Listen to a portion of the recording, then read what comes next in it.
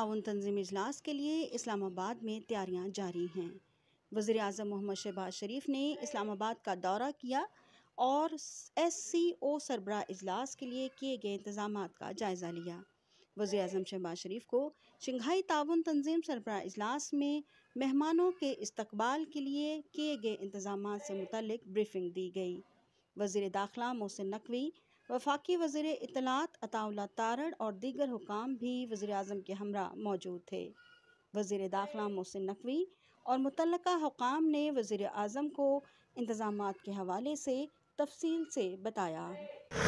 السلام علیکم ناظرین، اسلام آباد میں شہر اقتدار میں جو کہ پاکستان کا کیپٹل ہے، یہاں پر ایک بہت ہی انتہائی اہم کانفرنس ہونے جا رہی ہے، شنگھائی تعاون تنظیم کی کانفرنس۔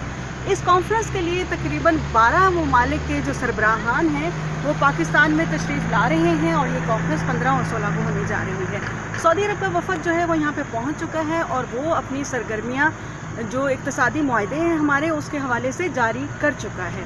اسی طرح سے باقی ممالک کے جو سربراہان ہیں ان کے ساتھ بھی بڑے پیمانے پر حکومت پاکستان معاہدے کرنے کے ارادے رکھتی ہے۔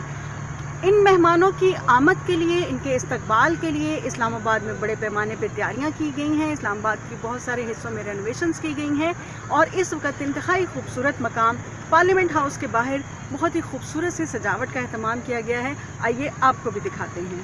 شنگھائی تعاون تنظیم اجلاس کے لیے اسلام آباد میں تیاریاں جاری ہیں۔